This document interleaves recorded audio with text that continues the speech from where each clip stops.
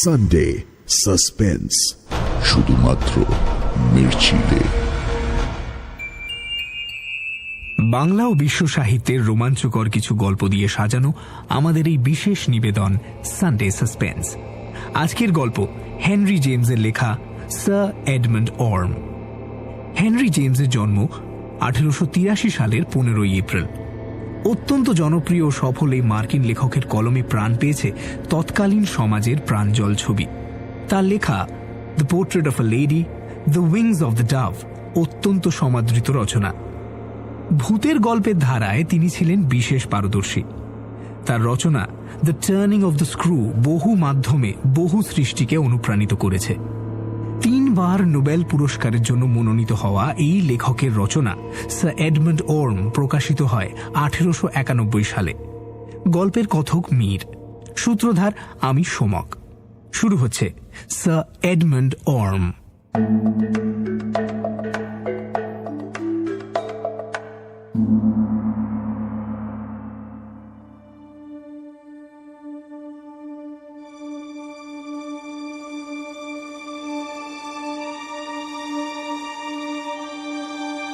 এই বৃত্তান্ত লেখা শুরু হয় একটা মৃত্যুর পর।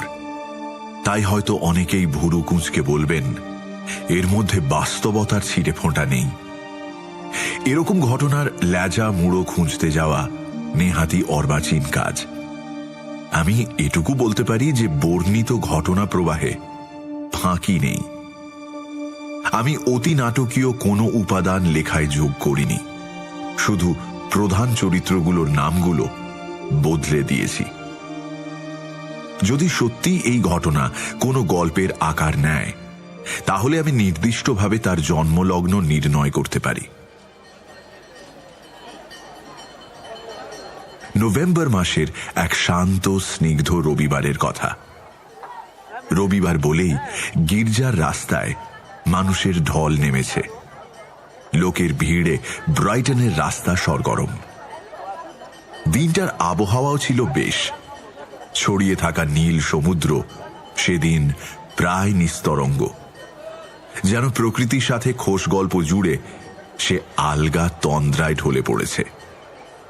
মৃদু নাসিকা গর্জনের মতো ভেসে আসছে পাড় ভাঙার শব্দ।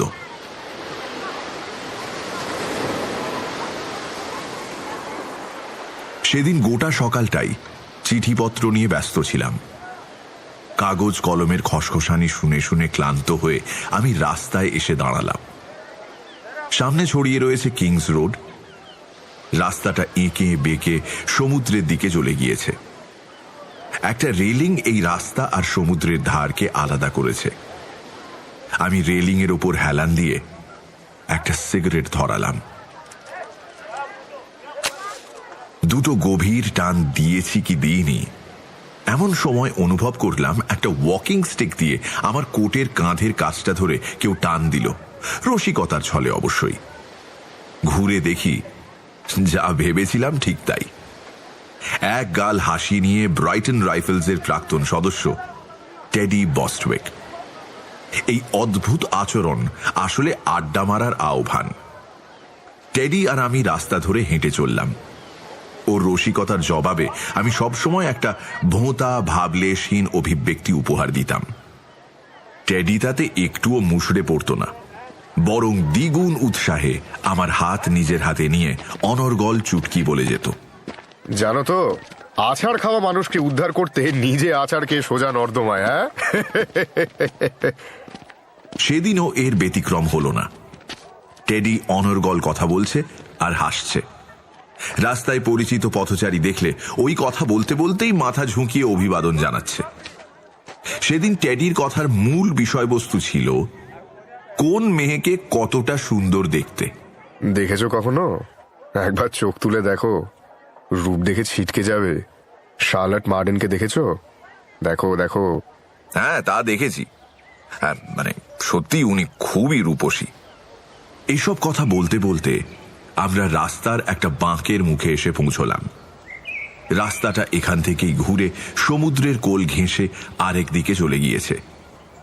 আমরা ওই বাঁকের মুখে এসে দেখি ওপাশ থেকে শার্লট আসছে, সঙ্গে তার মা। সত্যি এমন একজন রূপসীকে দেখলে যে কেউই ঘাড় ঘুরিয়ে দেখবে। ওনারা চার্চ থেকে ফিরছিলেন। টেডি দেখলাম আমায় সম্পূর্ণ ভুলে গিয়ে সোজা শার্লেটের সামনে হাজির হলো। তারপর নরম গলায় বলল, আহা, এরকম একটা দিনে তোমার সাথে দেখা হওয়ার পর মনে হচ্ছে সূর্যের তেজ কি আরো কোমল হয়ে গেল। শার্লেট খিলখিলিয়ে হেসে উঠল। দুজনের মধ্যে দেখলাম বেশ জমে উঠেছে।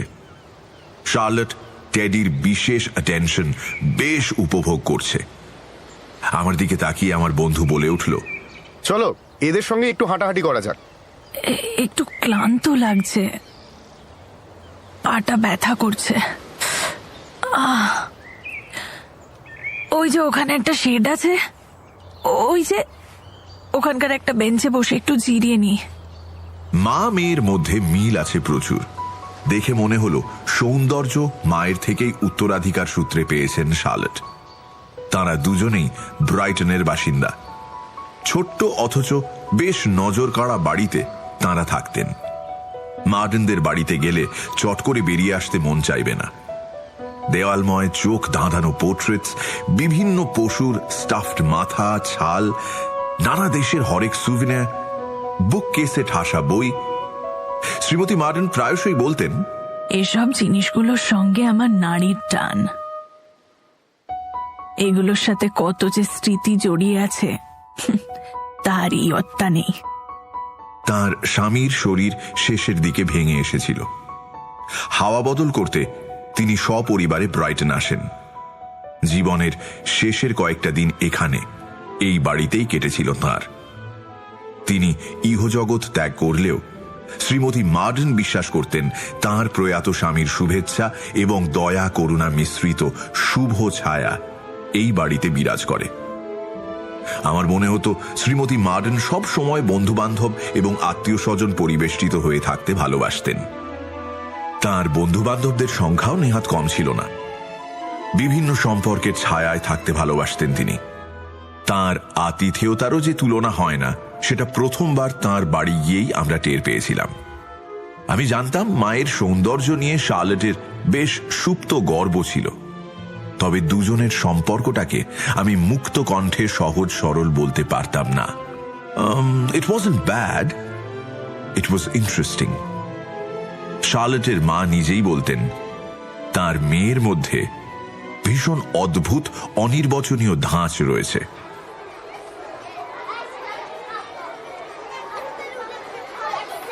বেলার সঙ্গে সঙ্গে বাড়ছিল রাস্তায় লোকের সংখ্যা। শার্লেট আর ক্যাপ্টেন বস্টউইক এক চক্কর মেরে ফিরে এলেন। আমি পরিষ্কার বুঝতে পারছিলাম টেডি বস্টউইক তাঁর সঙ্গিনীর সান্নিধ্য তখনই ত্যাগ করতে রাজি নন। উনি আড়মোড়া ভেঙে বললেন, এরকম একটা ঝলমলে দিনে এখনই বাড়ি ফিরতে ইচ্ছে করছে না। কি বলেন শার্লেট, আরেক চক্কর হবে নাকি? মায়ের দিকে শার্লেটের একটা অনুমতি সূচক দৃষ্টির জবাবে শ্রীমতী মার্ডেন যা খুশি করগে যাও গোছের একটা ভাব করলেন। টেডি বস্টউইকও আর সময় নষ্ট না করে শার্লেটকে নিয়ে হাঁটা দিল। আমার বন্ধুর সাথে যাওয়ার ঠিক আগে আলগোছে চুল সরিয়ে আমার দিকে তাকিয়ে হাসলেন মহিলা। শিহরণ ধরানো হাসি। আমি হালকা ঢোক গিলে শ্রীমতী মার্ডেনকে বললাম, শার্লেটের রকম সকম দেখে অনেকেই, বুঝলেন তো, একটু দুর্বল বোধ করবেন। আমার এই কথায় খুশি হওয়ার বদলে শ্রীমতী মার্ডেন দেখলাম মুখ নিচু করে বললেন, ও কথা খবরদার বলো না, খবরদারও না। তাতে কি হয়েছে? ভালো মেয়েদের মধ্যে এই ব্যাপারগুলো তো একটু আধটু থেকেই যায়। তাহলে তারা সবসময় শাস্তি পায় কেন? আপনি এই কথা কি করে বলছেন? কারণ আমি নিজে একজন খারাপ মেয়ে ছিলাম। আর আপনি শাস্তি পেয়েছেন? সারা জীবন সেই শাস্তির ভার বহন করছি। একদম আমার চোখে চোখ রেখে বলেছিলেন কথাগুলো শ্রীমতী মার্ডেন। আমি দেখলাম তার মুখের ভাব বদলে গিয়েছে। তাতে আর হাসির রেশ নেই। মুখ চোখ টকটকে লাল হয়ে গিয়েছে। উনি যেন কথাগুলো বলে হাঁপিয়ে উঠেছিলেন। উঠে দাঁড়িয়ে জোরে নিঃশ্বাস নিয়ে আবার বসে পড়লেন তিনি। ইতিমধ্যে দেখলাম শার্লেট আর টেডি পেঁচানো রাস্তা পেরিয়ে এদিকেই আসছেন। শার্লেট বোধহয় দূর থেকেই বুঝতে পেরেছিলেন যে তার মায়ের অবস্থা খুব একটা ভালো নয়। জোর কদমে আমাদের সামনে এসে দাঁড়ালেন তিনি। কি হয়েছে মা? শরীর খারাপ লাগছে তোমার? আমি দেখলাম মেয়ে মায়ের হাতটা ধরে আছে, ভালোবাসার স্নেহময় স্পর্শ। কিন্তু তার প্রত্যুত্তরে দেখলাম শ্রীমতী মার্ডেন তার মেয়ের হাতটা ভয়ানক শক্ত করে ধরে আছেন। 5 আঙুলের সেই শক্ত বন্ধনের মধ্যে কাঠিন্যের ছাপ স্পষ্ট। টেডি আমার পাশে দাঁড়িয়ে ঘর ঘরে গলায় জিজ্ঞেস করলেন, ব্যাপার কি? হঠাৎ কি হলো? এবার আর একটা চমক লাগার পালা। শার্লেট হঠাৎ রূঢ় গলায় বলে উঠল, ক্যাপ্টেন বস্টউইক ওখানে দাঁড়িয়ে ফিসফিসিয়ে কথা নাই বা বললেন? অনেক হয়েছে, এবার আসুন দয়া করে। এই কথা শোনার পর আর থাকা যায় না। মায়ের শারীরিক অবস্থা তো মেয়ের চেয়ে ভালো কেউ জানবে না, তাই সে হয়তো চায় না আমরা এখানে থাকি। আমি টেডিকে চোখের ইশারায় ওখান থেকে বেরিয়ে আসতে বললাম, কিন্তু বাদ সাধলেন স্বয়ং শ্রীমতী মার্ডেন। প্রবলভাবে মাথা নেড়ে বললেন, না না, তোমরা আর কোথাও যাবে না, এখন সোজা আমাদের বাড়ি চলো, ওখানেই খাওয়া দাওয়া সারবে। কথা বলতে বলতেই উনি আমার হাত ধরে টান দিলেন। সে এক অদ্ভুত টান, কিছুটা ভয়, কিছুটা উদ্বেগের মিশেল। আমি বুঝলাম না কি বলতে চাইছিলেন। ভিড়ের মধ্যে কাউকে দেখে বিচলিত হয়ে পড়েছিলেন কি? বুঝলাম না। বরং তাঁদের বাড়িতে গিয়ে চর্বচোষ্য খেয়ে যখন বাড়ি ফিরছি, টেডি দেখলাম খানিক আগের রূঢ় ব্যবহার বেমালুম ভুলে গিয়েছে। পরম পরিতৃপ্তি সহকারে টেডি বলল, মা মেয়ের স্বভাব একেবারে সোনায় বাঁধানো। এরকম অতিথিবৎসল মানুষ বড় একটা দেখা যায় না। মধ্যাহ্ন ভোজনের দিনই শ্রীমতী মার্ডেন পরদিন চায়ের নেমন্তন্ন করেছিলেন। কাঁটায় কাঁটায় বিকেল 5টায় তাদের সদর দরজার কড়া নেড়ে দেখি মা মেয়ে কেউই বাড়ি নেই। এক ভৃত্যের মুখে শুনলাম, বড় এবং ছোট ম্যাডাম দুজনেই শহরে গিয়েছেন, আপনার জন্য একটা চিরকুট রেখে গিয়েছেন। সেটা খুলে দেখি বেশ পরিষ্কার ছাদে লেখা রয়েছে, দুঃখিত, একটা জরুরি কাজে আমাদের দুজনকেই বেরিয়ে যেতে হলো, আমরা কদিন থাকবো না, ফিরে তোমার সাথে যোগাযোগ করব। সপ্তাহের শেষের দিকে আমি শ্রীমতী মার্ডেনের থেকে একটা চিঠি পেলাম। তাতে দেখলাম উনি লিখেছেন, আমরা ফিরেছি, তোমরা আমাদের বাড়ি এলে খুবই খুশি হব। তা গেলাম সেদিন। ফেরার পথে উনি আমায় 2টি কথা বললেন। প্রথমটি যথারীতি পরদিন নৈশভোজের আমন্ত্রণ, দ্বিতীয়টি শুনে আমি থ মেরে গেলাম। উনি বললেন, আমার মনে মাঝে মধ্যে কয়েকটা অনুভূতি কাজ করে, সিক্সথ সেন্স বলো বা অন্য কিছু, আমি টের পাই তাতে ব্রাইটনের নানা মানুষ থাকেন, তাদের চোখগুলো ভয়ে ঠিকরে আসছে, কিন্তু এমন অনুভূতির বেশিরভাগ ক্ষেত্রেই থাকো তুমি। আমার বুকটা কেমন ছ্যাঁত করে উঠল। পরদিন নিমন্ত্রণ রক্ষা করতে গিয়ে দেখি শ্রীমতী মার্ডেন এলাহি বন্দোবস্ত করেছেন। খাবারের প্রচুর পদ, সঙ্গে পানীয়। আমার ঠিক পাশের চেয়ারে বসেছিলেন শার্লেট। আজ তার রূপ ভালোভাবে অনুধাবন করতে পারলাম। লাল গাউন পরিহিত শার্লেটকে দেখে আমার মনে হলো শিশিরে ভেজা একটি গোলাপ, যিনি কথা বললে মনে হয় কোথাও বেহালা বাজছে।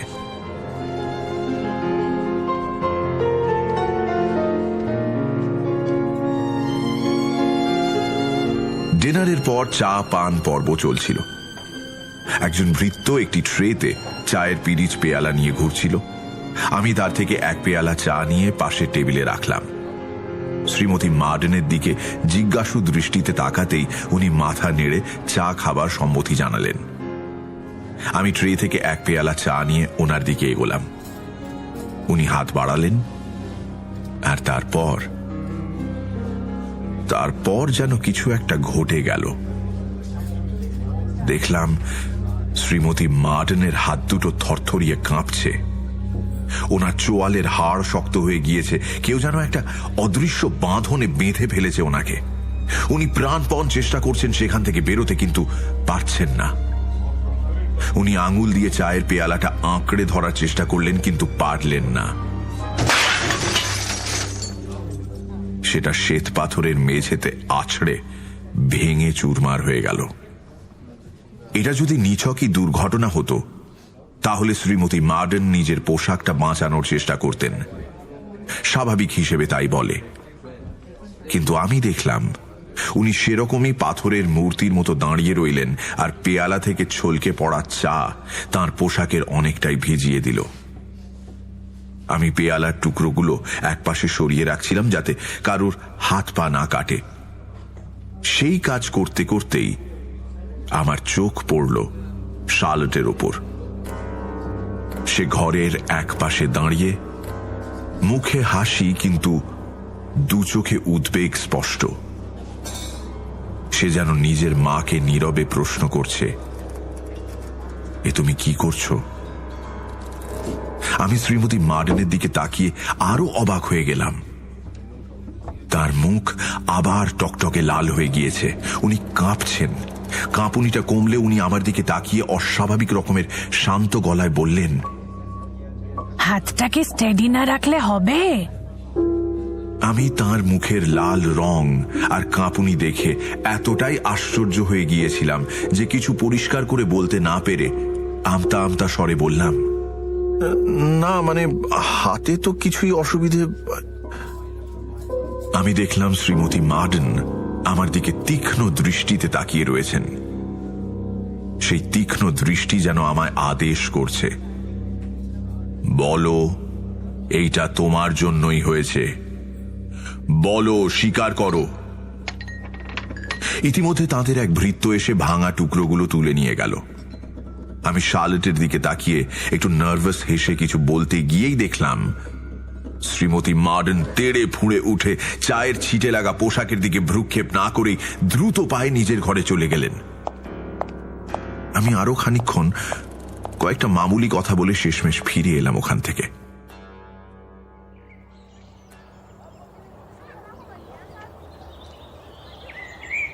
পরদিন সকালে কিংস রোডে পায়চারি করছি, এমন সময় শার্লটের সাথে সাক্ষাৎ হলো।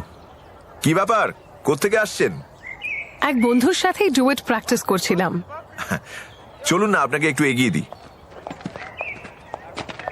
আমরা কথা বলতে বলতে আঁকা বাঁকা রাস্তা ধরে এগিয়ে গেলাম। আমার শার্লটের সাথে কথা বলতে ভালো লাগছিল। বাড়ির দরজায় পৌঁছে জিজ্ঞেস করলাম, আজও চা খাওয়াবেন নাকি একটু? আমায় একদম তাজ্জব করে শার্লট বললেন, না, আজকে নয়, আজকে আসবেন না, পরে একদিন না হয় দেখছি। এই পরিবারই কি আমায় কদিন আগে নেমন্তন্ন করেছিল? বুঝতে কষ্ট হচ্ছিল। যদিও শার্লটের কথায় রুক্ষতার লেশমাত্র ছিল না, তিনি পরিষ্কার সোজা সাপটা গলাতেই কথাগুলো বলেছিলেন। আমি একটু অন্যমনস্ক হয়ে বেরিয়ে আসতে গিয়ে একবার বাড়ির দিকে তাকালাম আর দেখলাম দৃশ্যটা। বাড়ির ড্রয়িং রুমের একটা অংশ থেকে শ্রীমতী মার্ডেন একভাবে আমার দিকে তাকিয়ে। তিনি আমায় দেখে হাসলেন না, হাত তুলে অভিবাদন জানালেন না, শুধু একভাবে তাকিয়ে রইলেন। আমার গা শিরশির করে উঠল। তিনি যেন আমার অন্তর দেখতে পাচ্ছেন।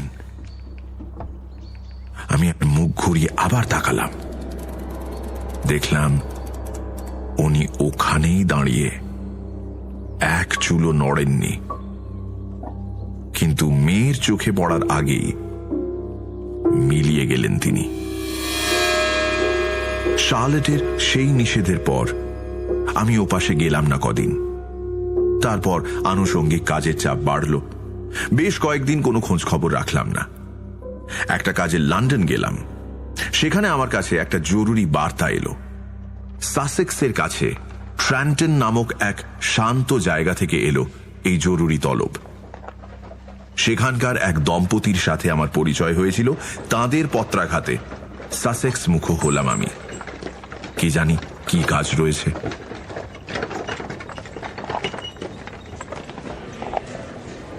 আমি ট্র্যান্টনে পৌঁছে দেখি সেখানে অন্তত 1 ডজন মানুষ রয়েছেন, আর তাদের মধ্যে রয়েছেন শ্রীমতী মার্ডেন ও তাঁর কন্যা। আমায় দেখে শ্রীমতী মার্ডেন বললেন, তুমি কি শেষ পর্যন্ত আমায় ক্ষমা করতে পেরেছো? কিসের জন্য বলুন তো? ওই যে সেদিন তোমার উপর গরম চা ফেলে দিলাম। ওরে বাবা, আপনি এখনো সেই কথা ধরে বসে আছেন? আমি ওসব ভুলে গিয়েছি, প্লিজ এসব আর ভাববেন না। না না, তা বললে হবে কি করে? আমি সেদিন অত্যন্ত বাজে ব্যবহার করেছিলাম, কিছু মনে করো না। একদিন হয়তো আমার ব্যাপারটা বুঝতে পেরে আমায় ক্ষমা করতে পারবে। কথাটায় কেমন একটা হাতছানি ছিল। তার সাথে আরো কয়েকটা কথা বলার পর বুঝলাম অতি প্রাকৃতিক গন্ধটা প্রবলভাবে আসছে। তিনি কি আমায় এইসব বিষয়ে দীক্ষা দিতে চাইছেন? অদ্ভুত তো। তিনি আমায় একদিন বলেছিলেন যে তার মধ্যে অনেক ইনটিউশন কাজ করে। আমার সাথে দেখা হওয়ার পর থেকেই তার যেন মনে হয়েছে যে আমার এই জাতীয় ব্যাপারগুলো জানা প্রয়োজন। আমি শুধু বললাম যে এসব যত কম জানি ততই মঙ্গল। আমার একটু ভয় ভয় লাগে। একটু বাড়িয়েই বললাম যাতে এসব নিয়ে কথা আর বেশি না হয়। বাড়িতে আরো কয়েকজন মহিলা ছিলেন, কিন্তু রূপে গুণে লাবণ্যে কেউই শার্লটের ধারে পাশে ছিল না। যে কোনো মানুষই তার প্রতি আকৃষ্ট বোধ করবে। বলতে বলতে দেখলাম আমার বন্ধু টেডি বস্টউইক এসেও হাজির হয়েছেন।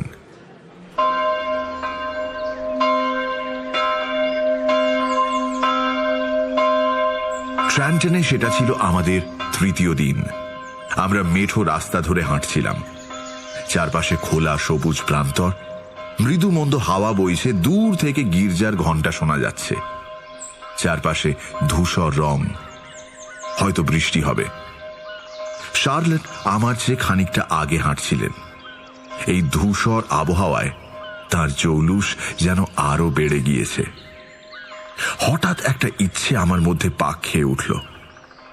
আমার শার্লটকে বলতে ইচ্ছে করল যে তার মতো সুন্দরী আমি কাউকে দেখিনি কখনো। তার সাথে কাটানো মুহূর্তগুলোই আমার কাটানো সুন্দরতম মুহূর্তগুলোর মধ্যে একটা। রবিবার, তাই আমরা অনেকে মিলে গির্জায় গেলাম। সেদিন চারপাশে লোকে লোকারণ্য, অনেকেই ছড়িয়ে ছিটিয়ে বসল। গির্জার ঘেরা আসনে কয়েকজন স্থানীয় লোক বসেছিলেন। আমাদের দেখে তাঁরা সরে বসলেন। আমি ভিড় ঠেলে এগিয়ে শার্লটের জন্য একটা জায়গা খুঁজে বের করলাম, তার পাশেই নিজের জন্য আর একটা জায়গা। তার মা এবং আমাদের অন্যান্য বন্ধুরা বসলেন সামান্য দূরে। শার্লটের বসার পরেও একটা জায়গা খালি ছিল। অর্ধেক সার্ভিস পর্যন্ত সেটা খালিই ছিল। Almighty God, Father of our Lord Jesus Christ, Maker of all things, Judge of all men. We acknowledge and গির্জায় পাদ্রির কথা শুনছিলাম আমরা। তার কথার ফাঁকে মাথা ঘোরাতেই দেখলাম সেই ফাঁকা জায়গাটায় একটা লোক এসে বসেছে। against thy divine majesty, খেয়াল করিনি provoking most লোকটা অনেকক্ষণ আগেই এসে বসেছে, কারণ তার মাথার টুপিটি সযত্নে পাশে রাখা। sorry for these unmistakable একটু ফ্যাকাশে গোছের চেহারা, দেখে মনে হয় ভদ্র পরিবারের সদস্য। কালো পোশাক পরিহিত, হাতে একটা ছড়ি, আর সেই ছড়ির মাথাটা শক্ত মুঠোয় ধরে এক দৃষ্টে সোজা তাকিয়ে রয়েছে লোকটা। আমি একটু অবাকই হলাম। এই লোকটা এরকম হুট করে এসে বসে পড়ল আর কিছু টের পেলাম না। আর কিছু না হোক, লোকটাকে এইখানে বসার জন্য হয়তো শ্রীমতী মার্ডেনের পাশ দিয়েই আসতে হয়েছে, কিন্তু একে জায়গা দেওয়ার জন্য তাকেও তো সরতে হতো। ব্যাপার কি? আমি দেখলাম লোকটার সামনে কোনো প্রেয়ার বুক নেই। আমি নিজের প্রেয়ার বুকটা হাত বাড়িয়ে তার সামনে রেখে দিলাম। হয়তো আনতে ভুলে গিয়েছেন, কিন্তু এতে ফল হলো উল্টো। প্রেয়ার বুকটা তার সামনে রাখা মাত্র লোকটা শটান উঠে দাঁড়ালো, আর যেরকম নিঃশব্দে ঢুকেছিল ঠিক তেমনি নিঃশব্দে বেরিয়ে গেল। এই কেমন লোক? দেরি করে ঢুকলো, তাড়াতাড়ি বেরিয়ে গেল। মন দিয়ে কি আদৌ প্রার্থনা করলো লোকটা? মনে হয় না। ও বেরিয়ে যাওয়ার পর আমি ঘাড় ঘুরিয়ে দেখলাম কেউ তার আকস্মিক প্রস্থানে একটুও ভাবিত হয়নি, শুধু একজন ছাড়া, শ্রীমতী মার্ডেন। তিনি দেখলাম সোজা হয়ে দাঁড়িয়েছেন। তার চোখ জোড়া লোকটাকে গির্জার দরজা অবধি অনুসরণ করল, আর তারপরই তিনি ধপ করে নিজের আসনে বসে পড়লেন। ভদ্রমহিলার উপরে বেশ প্রভাব পড়েছে মনে হলো। হয়তো সবার দৃষ্টি আকর্ষণ করতে চান না। উনি স্বাভাবিক আছেন তো? দেখে মনে হচ্ছে না। মিনিট 5 কেটে গেল। ভদ্রমহিলা কেমন আছেন জানতে আমি তার উদ্দেশ্যে ফিসফিস করে বললাম, দয়া করে প্রেয়ার বুকটা এদিকে দেবেন। উনি দেখলাম সেই কাঁপতে কাঁপতে আমার দিকে বইটা এগিয়ে দিয়ে ধরা গলায় বললেন, এখানে রেখেছিলেই বা কেন? আমি পাল্টা বলতে যাচ্ছিলাম সেটা করাটাই সভ্যতা, পারলাম না, কারণ শ্রীমতী মার্ডেন তখন প্রায় হাঁটু গেড়ে বসে পড়েছেন, চাপ নিতে পারছেন না। যাই হোক, তিনি আবার নিজেকে সামলে নিয়ে আসন গ্রহণ করলেন। সানডে মাস শেষ হওয়ার পর শ্রীমতী মার্ডেন দেখলাম তার সঙ্গী সাথীদের সাথে বেরিয়ে গেলেন না। তিনি আস্তে আস্তে হেঁটে আমাদের দিকে এলেন। মনে হলো তিনি নিজের কন্যাকে কিছু বলতে চান, কিন্তু না, ভুল ভেবেছিলাম। তিনি সরাসরি আমার দিকে তাকিয়ে চাপা গলায় প্রশ্ন করলেন, তুমি দেখলে ওকে? কাকে? যিনি এখানে বসেছিলেন? হ্যাঁ হ্যাঁ, বিলক্ষণ দেখেছি। আস্তে আস্তে, শার্লট যেন শুনতে না পায়। ভদ্রমহিলা আমার কোটের আস্তিন ধরে সামান্য টান দিয়ে শার্লটের থেকে একটু দূরে সরিয়ে দিলেন, যদিও তার কোনো প্রয়োজন ছিল না। ততক্ষণে টেডি তার সঙ্গে কথা বলতে বলতে হাঁটা দিয়েছে। আমরাও পায়ে পায়ে গির্জা থেকে বেরিয়ে এলাম। শ্রীমতী মার্ডেন আমার কোটের আস্তিন ছাড়লেও তার সাবধান বাণী ছাড়লেন না। তুমি কিন্তু কাউকে কিচ্ছু বলো না, কিচ্ছু না। আশ্চর্য ব্যাপার, কি বলবো না? যে তুমি ওই লোকটাকে দেখেছো। কি বলছেন আপনি? লোকটা চার্চে এলো, সবার সামনে দিয়ে বেরিয়ে গেল, এতে আমার বলা কবার কি আছে? প্রত্যেকেই তো তাকে দেখেছে। আমার এই কথায় দেখলাম শ্রীমতী মার্ডেন কিছুটা আনমনা হয়ে শটান সামনে তাকিয়ে রইলেন। মনে হলো তার কথাগুলো সহস্র যোজন দূর থেকে আসছে। কেউ দেখতে পাবে না, আর কেউই দেখতে পাবে না। আমি কথার খেই ধরতে না পেরে ফ্যাল ফ্যাল করে তাকিয়ে রইলাম। সেটা বুঝতে পেরেই তিনি আমার দিকে একটা সংশয় আর আফসোস মেশানো অদ্ভুত দৃষ্টিতে তাকিয়ে বললেন, শুধু তুমি, হ্যাঁ তুমি, এই পৃথিবীতে একমাত্র তুমিই দেখবে। সে কি কথা? আমার সঙ্গে সঙ্গে আপনিও তো তাকে দেখলেন, তাহলে শুধু আমি কি করে হলাম? হ্যাঁ, দেখেছি বই কি, আমায় তো দেখতেই হবে, সেটাই তো আমার অভিশাপ। আমাদের থেকে তার সঙ্গী সাথীরা খানিকটা এগিয়ে গিয়েছিলেন। এই কথাগুলো বলেই শ্রীমতী মার্ডেন দ্রুত পায়ে তাদের দিকে এগিয়ে গেলেন। আমি তাদের সাথে তখনই বাড়ি ফিরলাম না। শহরের আশেপাশে ঘুরলাম খানিক। একটা সরাইখানায় ঢুকে পেট ভরে খাওয়া দাওয়া করলাম। মাথায় অনেকগুলো চিন্তা ভাবনা ছটফট করছে। কে এই লোকটা, আর আমি বা তাকে কি করে দেখলাম? শ্রীমতী মার্ডেনও তাকে দেখতে পেয়েছেন, সুতরাং লোকটা শুধুমাত্র আমার চর্মচক্ষেই ধরা দেয়নি। শ্রীমতী মার্ডেন বলছেন এটা তার অভিশাপ, কিন্তু আমি যে কারোর ক্ষতি করিনি। খামোখা এই অভিশাপের ভার আমার উপর কেন এসে পড়ল? পাক খেতে থাকা প্রশ্নগুলোর কোনো জবাব পেলাম না। পাওনা হিসেবে মনের মধ্যে বারবার উঁকি মেরে যেতে লাগলো ওই লোকটার ছবি। বাড়ি ফিরে স্থির হতে পারলাম না। একটা সিগারেট নিয়ে খোলা উঠোনের সামনে দাঁড়ালাম। কয়েকটা টান দিলে যদি মাথাটা খোলে। সবে মাত্র 2টো টান দিয়েছি, একটা খটখট শব্দে মুখ তুলে দেখি একতলার জানলার ফ্রেমে মুখ লাগিয়ে দাঁড়িয়ে রয়েছেন শার্লটের মা, সেই ব্রাইটনের দিনটার মতোই যেদিন আমায় শার্লট বাড়ি ঢুকতে নিষেধ করেছিল। সেই এক দৃশ্য। তফাৎ বলতে সেদিন তিনি উধাও হয়ে গিয়েছিলেন, এখানে বরং শ্রীমতী মার্ডেন টোকা মেরে আমার দৃষ্টি আকর্ষণ করলেন এবং তারপর হাতছানি দিয়ে আমায় ঘরের ভেতরে ডাকলেন। আমি সিগারেট ফেলে সেই দিকেই এগোলাম। ঘরটার গড়ন কেমন বেখাপ্পা গোছের। একতলায় অনেকগুলো ঘরের মধ্যে এটি একটি। প্রাচ্যের নানা রকম জিনিসে ঠাসা ঘরটা। বাঁশের তৈরি সোফা, লম্বা ক্যাটক্যাটে রঙের লণ্ঠন যার অদ্ভুত আকার বড় একটা চোখে পড়ে না। আর ছিল একটা দেরাজ ভর্তি মূর্তি, সেগুলোরও কেমন ছিঁড়িছাঁদ নেই। ঘরে তখন শুধু আমি আর উনি। ঘরে একটা চাপা উৎকণ্ঠা বিরাজ করছে। আমায় দেখে কোনো রাগঢাক না করেই ভদ্রমহিলা প্রশ্ন দাগলেন, তুমি কি আমার মেয়েকে ভালোবাসো? আপনার হঠাৎ এই কথা মনে হলো কেন?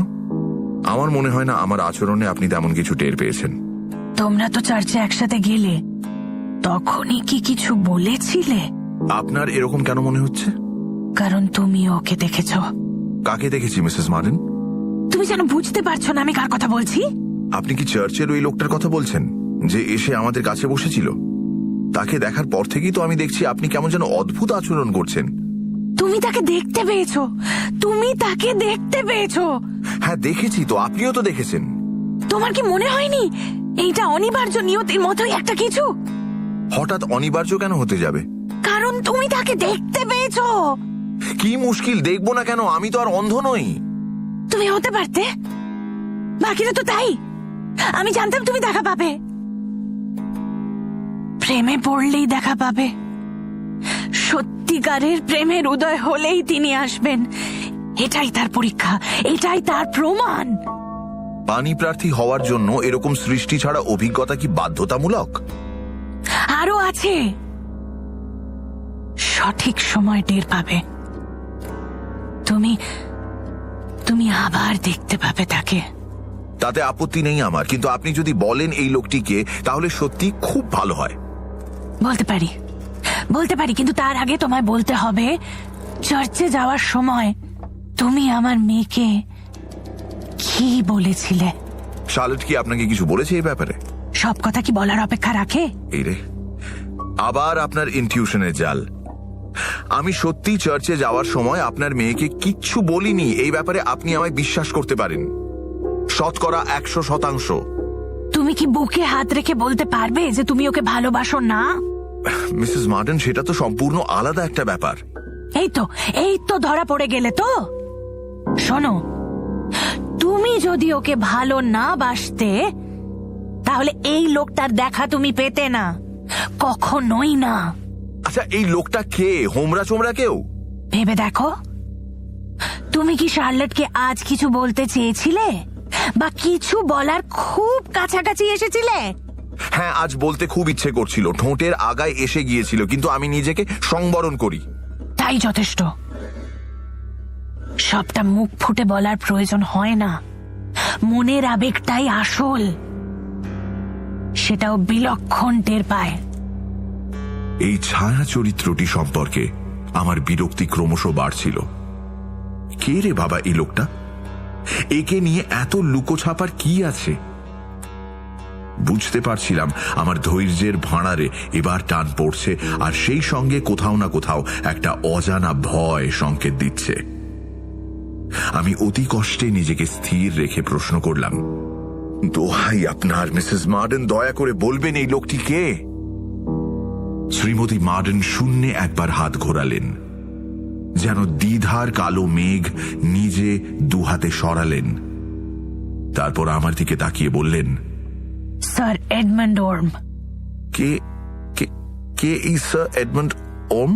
চুপ চুপ, ওরা আসছে। আমি জানলা দিয়ে দেখলাম শার্লট এদিকেই আসছে। ও ঘরে ঢোকার আগেই শ্রীমতী মার্ডেন আমায় বললেন, এই লোকটার দিকে তাকাবে না, হ্যাঁ? কখনো না। কাচের সার্সিতে টকটক শব্দে ঘাড় ঘুরিয়ে দেখি শার্লেট। ওরা মানে এ তো খালি একা শার্লেট। একগাল হেসে ইশারা করল দরজাটা খুলে দিতে। আমি দরজার পাল্লা টেনে ধরতেই এক রাশ দামাল সূর্যরশ্মির মতোই ঘরে ঢুকল শার্লেট। কি ব্যাপার, তোমরা দুজনে এখানে বসে কি প্ল্যান করছো? আমি মিসেস মার্ডেনের কাছ থেকে আপনার হাত চাইছিলাম, বুঝতেই পারছেন কেন। তাই নাকি? তা তিনি কি আমার হাত দিতে রাজি হয়েছেন? কিছু বলার আগেই তো আপনি এসে হাজির হলেন। আহা, এটা তো সাময়িক, আমি আপনাদের একাই ছেড়ে দিচ্ছি।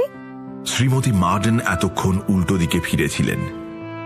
এবার তিনি এদিকে ঘুরে শার্লেটকে আচমকা জড়িয়ে ধরলেন।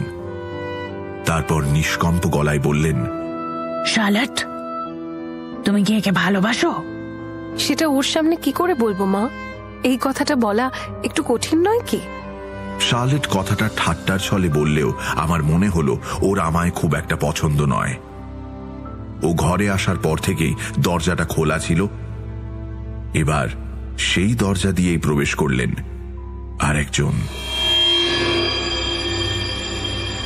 এই লোকটাকে তো আমি চিনি। কয়েক ঘন্টা আগেই এর সাথে তো গির্জায় দেখা হয়েছিল। এবার সেই লোকটা দরজা দিয়ে প্রবেশ করেছে। আগে যেরকম নিঃশব্দে এসেছিল, এবারও সে ঘরে ঢোকার পর টের পেলাম। এর সাথে এটাও বুঝলাম যে কেন শ্রীমতী মার্ডেন বলেছিলেন ওরা আসছে।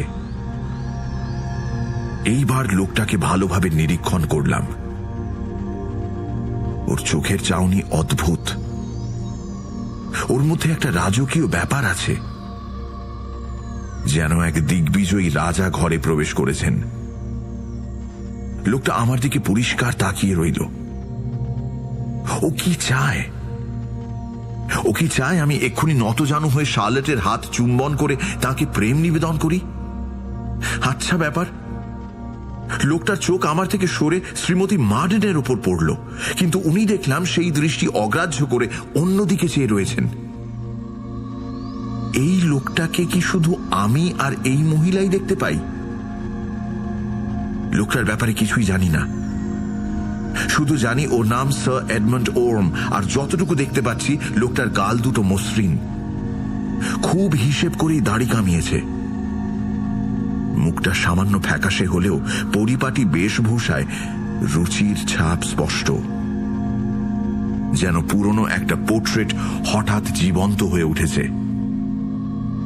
সেই নীলচে চোখ কঠিন দৃষ্টিতে আমার দিকে তাকিয়ে রইল। His gaze was relentless. আমার দম আটকে এলো প্রায়। লোকটা কিছু বলবে কি?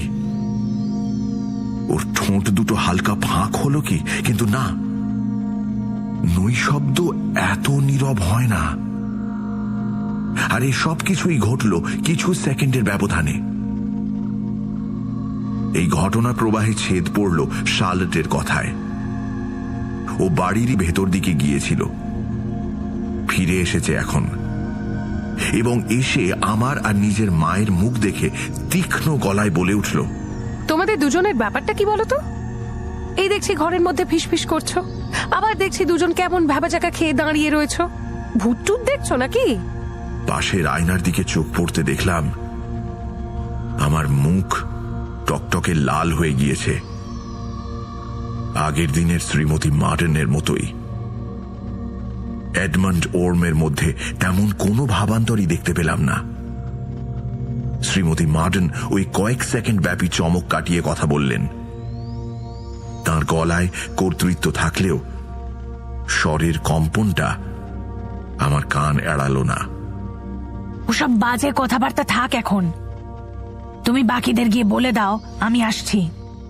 ঠিক আছে, তুমি এসো, তবে তোমার সময় মতো। আর আপনি কি এখানেই দাঁড়িয়ে থাকবেন, না আসবেন আমার সাথে? শার্লেটের শেষ প্রশ্নটা কি আমার জন্য, নাকি ঘরে উপস্থিত চতুর্থ ব্যক্তির জন্য? কিন্তু সে যে আগের চেয়ে আরো নীরব। শার্লেট দরজার দিকে আরো কয়েক পা এগিয়ে গেল, আমার দিকে তাকিয়ে আবার প্রশ্ন করল, কি হলো?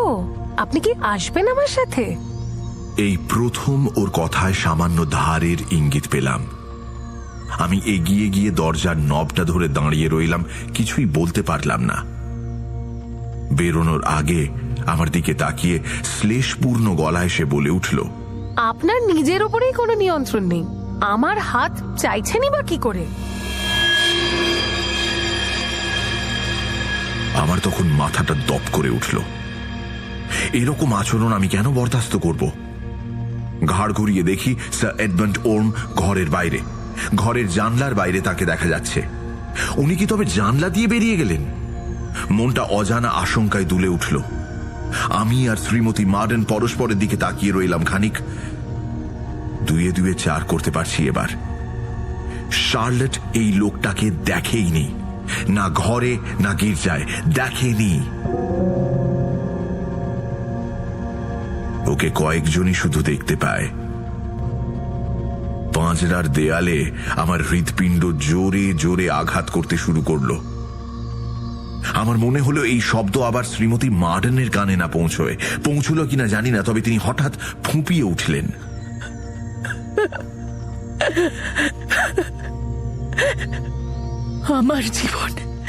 আমার জীবন কেমন এবার তুমি টের পেলে তো? ঈশ্বরের দোহাই আপনাকে মিসেস মার্ডেন, ওই লোকটা কে?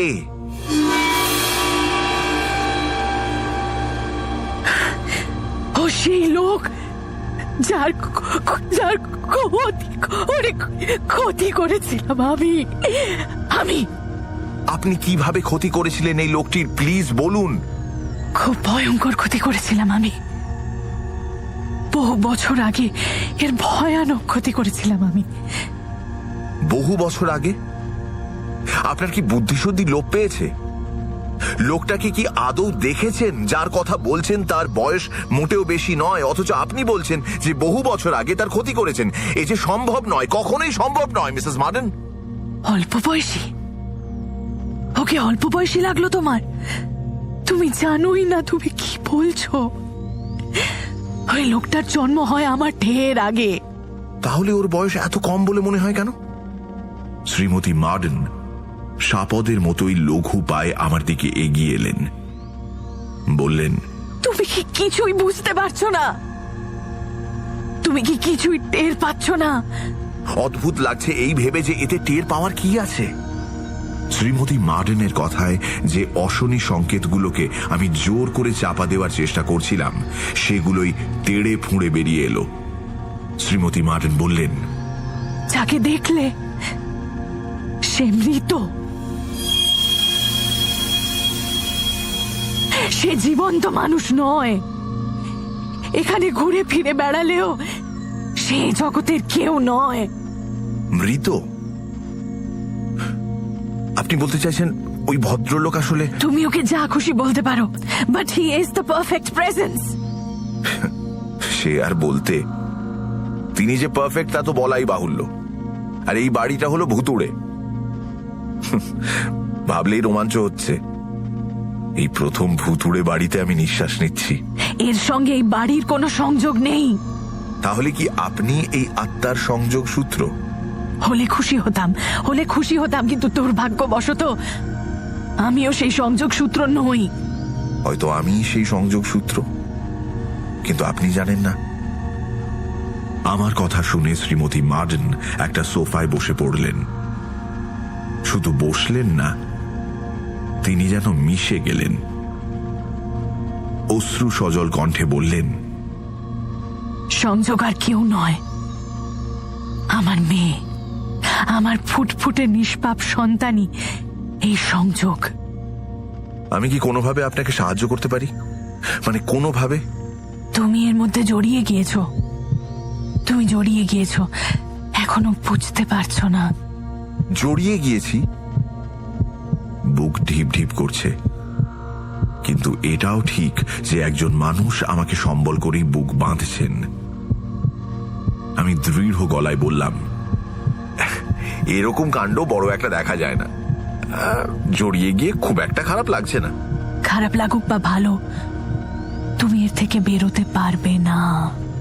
আমি তো বেরোতেই চাই না। এরকম ইন্টারেস্টিং ব্যাপার থেকে কেই বা বেরোতে চাইবে বলুন? খুব ভালো কথা। এবার তুমি এসো। কিন্তু আমি এই বিষয়ে সেভাবে কিছুই জানি না, আমায় বলুন। সে না হয় হবে, বলছি তো, এখন তুমি এসো। মিসেস মার্ডেন, আপনি দয়া করে শান্ত হন। আমি একজনকে দেখতে পাচ্ছি, অথচ এই অশৈলী ঘটনার লেজা মুড়ো কিছুই বুঝতে পারছি না। আমায় তো ব্যাপারটা বুঝতে হবে। আমি আর কি করে বোঝাবো তোমায়? আমি নিজে এই ঘটনার কুলকিনারা পাই না। ঠিক আছে, ঠিক আছে, নাই বা পেলেন। এতদিন চেষ্টা করছিলেন, এবার আমরা একজোট হয়ে এই ঘটনার তল পাওয়ার চেষ্টা করব কি? ভদ্র মহিলা আমার কথায় আশ্বস্ত হলেন কিনা বলতে পারবো না, তবে সোফা ছেড়ে উঠে চোখের জল মুছে বললেন, তুমি সঙ্গে থাকলে বোঝার কাজটা হয়তো ভালো হবে। এই জন্যই তোমাকে আমার এত ভালো লাগে। কুছ পরোয়া নেই। একসাথে থাকলে বোঝাটা দুজনের পক্ষেই সহজতর হবে। আর তার জন্য তোমার নিজের ওপর রাশটা আলগা করলে চলবে না। হয়ে যাবে, সময়ের সঙ্গে সঙ্গে আশা করি নিজেকে আরো ভালো নিয়ন্ত্রণ করতে পারবো। শ্রীমতী মার্ডেন আমার দিকে তাকিয়ে বললেন, ব্যাপারটা অভ্যেসে পরিণত হবে। এখন যাও, হয়তো ওরা তোমার জন্য অপেক্ষা করে রয়েছে। আমি একটু পরে আসছি। এই কয়েকটা কথার মধ্যেই তার গলায় অনেকগুলো সুর এক হয়ে একটা অদ্ভুত স্বরের জন্ম দিল। সেই স্বর আমি কোনোদিন ভুলব না। আমি আবার বাড়ির ছাদে চলে এলাম। প্রথমটা একটু ভয় লাগছিল, কিন্তু এখন সেই দুরু দুরু বক্ষের দাপাদাপি থেমেছে। বুঝতে পারছি এই সৃষ্টি ছাড়া নাটকে আমার একটা ভূমিকা রয়েছে, গুরুত্বপূর্ণ ভূমিকা। ওই সাক্ষাতের আশাতেই আমি বাড়ির চারপাশে দ্রুত পায়ে চক্কর মারলাম। তখনই দেখা হলো না, কিন্তু মনে পড়ল শ্রীমতী মার্ডেনের কথাটা যে আমার সাথে আবার দেখা হবে ওই লোকটার। আমি চাই বা না চাই বেরোতে পারবো না।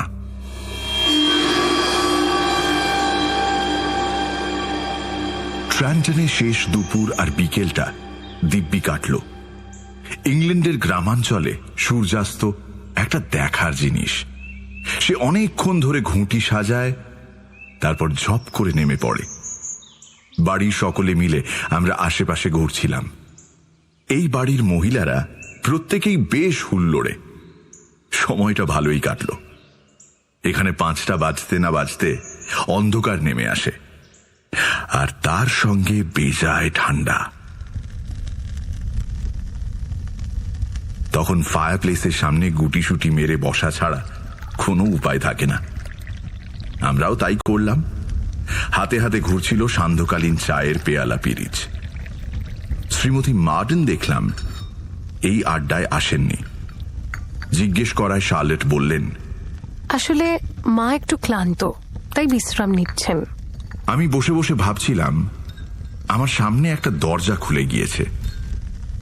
দরজার ওপাশে রয়েছে একটা অপার্থিব জগৎ, যেখান থেকে ভেসে আসছে একের পর এক অশরীরী কম্পন, একটা দুরন্ত ফোয়ারার মতোই। ভূত হয়তো অনেকে দেখেছেন, কিন্তু এই যে নিশ্চিত ধারণা যে আমি শুধু তাকে দেখিনি, তাকে আবার দেখতে পাব, এটাই সম্পূর্ণ আলাদা। যেন খেতে যাওয়া, ঘুম থেকে ওঠার মতোই খুব সাধারণ এক ঘটনা। এইটা যেন আমি নিজে অর্জন করেছি। ভাবলেই একটু নার্ভাস লাগে। শ্রীমতী মার্ডেন আমায় বলেছিলেন যে এবার আমি তার জীবনের কথা টের পেয়েছি। সত্যি তো, তিনি হয়তো বহু বছর এই অশরীরীকে দেখে আসছেন। ব্যাপারটা তো খুব একটা সুখকর নয়, তাই তার উপর এর প্রভাব পড়েছিল। তার মানসিক বা শারীরিক গঠন হয়তো অতটাও পোক্ত নয়। ফায়ার প্লেসের সামনে চলা আড্ডা আস্তে আস্তে স্তিমিত হয়ে এলো। সবাই একে একে নিজের ঘরের দিকে পা বাড়ালেন। শার্লটও ওঠার তাল করছিলেন। আশেপাশে কেউ নেই। আমি এগিয়ে গেলাম তার দিকে। দেখে মনে হলো তার মস্তিষ্কে কিছু একটা চলছে। আমায় দেখে বললেন, আজ আসি, মায়ের শরীরটা বিশেষ ভালো নেই, আর দেরি করলে ডিনার করতে দেরি হয়ে যাবে। আমি তার আশঙ্কা উড়িয়ে দিয়ে বললাম, তার শরীর একদম ঠিক আছে। আমি দায়িত্ব নিয়ে বলতে পারি শার্লট, আপনার মা বহুদিন এত সুস্থ বোধ করেননি। বিশ্বাস করুন, উনি দুপুরে দিব্যি ঘুমিয়েছেন, লম্বা টানা ঘুম। আমার প্রবোধ বাক্যের পরেও দেখলাম শার্লটের চোখে উদ্বেগের চিহ্ন। অনেকগুলো প্রশ্ন সেখানে ভিড় করে আছে। আমি মনে মনে তৈরি হলাম সেগুলোর পরিষ্কার জবাব দেওয়ার জন্য। একটু হালকা মেজাজেই বললাম, ওনাকে জিজ্ঞেস করেই দেখবেন, আমার কথা বিশ্বাস না হলে। আপনি সত্যিই আমাদের প্রচুর উপকার করেছেন। কি যে বলেন। বসুন না, একটু গল্প গুজব করা যাক। মিনিট 15 সময় আছে নিশ্চয়ই আপনার কাছে।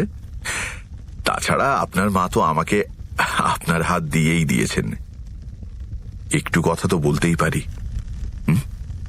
আর আপনার মা কি আমাকে আপনার হাত দিয়ে দিয়েছেন? আমি ওনাকে ধন্যবাদ জানাই, কিন্তু আমি সেটা চাই না। আসলে এই 2-2-4 হাত আমাদের নিজেদের, আমাদের মায়ের নয়। শার্লটের রসবোধ প্রখর।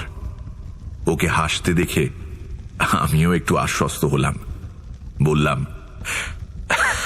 আরে বসুনই না, বসুন। শার্লট কি একটা ভাবল, একটু এদিক ওদিক তাকালো, তারপর চেয়ার টেনে বসল। গোটা হল ঘর তখন ফাঁকা। দেয়াল ঘড়িটার টিক টিক শব্দ আসছে। আমি আরেকটা চেয়ার টেনে বসলাম ওর কাছেই। ফায়ার প্লেসে আগুনের মৃদু খচখচ শব্দ আমায় বলে দিল হল ঘরে আর একজনের আগমন হয়েছে। আমরা একা নই। আমি ফায়ার প্লেসের দিকে মুখ ঘোরাতেই দেখি এডমন্ড ওর্ম। উনি এসে গিয়েছেন। সেই ভাবলেশহীন মুখ, সেই কঠিন দৃষ্টি, সেই একভাবে তাকিয়ে থাকা, ঠিক আগে যেমন দেখেছিলাম। এতটাই এক যে সে জীবন্ত হলে তাকে আমি অভিবাদন জানাতাম। আমার হঠাৎ সম্বিত ফিরে এলো। শার্লট কি আমায় জিজ্ঞেস করবে কি ব্যাপার? কিভাবে ওকে বলবো যে আমায় দর্শন দিয়ে যাচ্ছে একটা মৃত মানুষ? কিভাবে বলবো যে একটা ভৌতিক অবস্থার মধ্যেই আমি বাস করছি? তবে এইটা যদি শার্লটকে ভালোবাসার মূল্য হয়, তবে সেই মূল্য দিতে আমি রাজি আছি। আমি ওই মুহূর্তে ঠিক করলাম শার্লটকে সব কথা খুলে বলবো, এক্ষুনি বলবো। স্যার এডমন্ড ওর্ম যদি বাদ সাধতে চান, সাধবেন। আমি শার্লটের দিকে তাকিয়ে নিচু গলায় বললাম, আপনাকে আমি কিছু বলতে চাই। হ্যাঁ বলুন, অবশ্যই। আমি একবার ঘাড় ঘুরিয়ে দেখে নিলাম স্যার এডমন্ড ওর্ম হঠাৎ উল্টো দিকে, অর্থাৎ আগুনের দিকে মুখ করে আর আমাদের দিকে পিঠ করে দাঁড়িয়ে। এটাই কি সংকেত মন খুলে কথা বলার?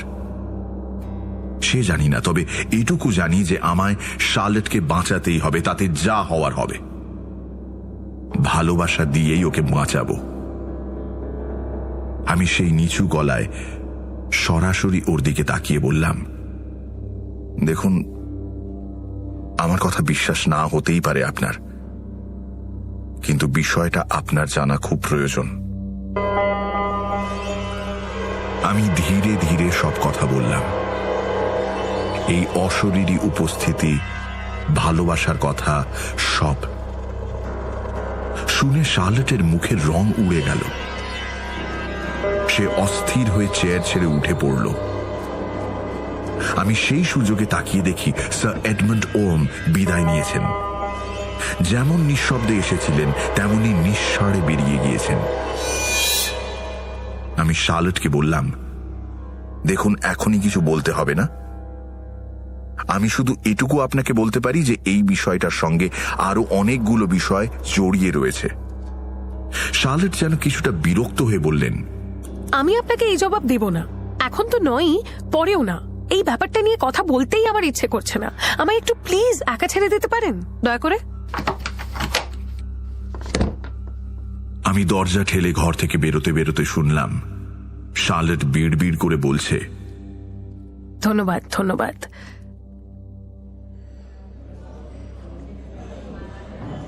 নৈশভোজে টেবিলে সবাই হাজির, শ্রীমতী মার্ডেন ও তাঁর মেয়ে দুজনেই। লম্বা টেবিলে আমি এমনভাবে বসলাম যাতে শার্লেটের সঙ্গে চোখাচোখি না হয়। তার মা বসলেন একদম আমার উল্টো দিকে। তিনি আশেপাশের মানুষদের সাথে মামুলি কথাবার্তা বলছিলেন। আমার দিকে বার কয়েক তাকাতেই আমিও তাকালাম তার দিকে। চোখের দৃষ্টি দিয়েই বোঝাতে চাইলাম যে পরপার থেকে এসে আমায় আবার দেখা দিয়েছেন স্যার এডমন্ড ওর্ম। আমি আবার দেখেছি তাঁকে।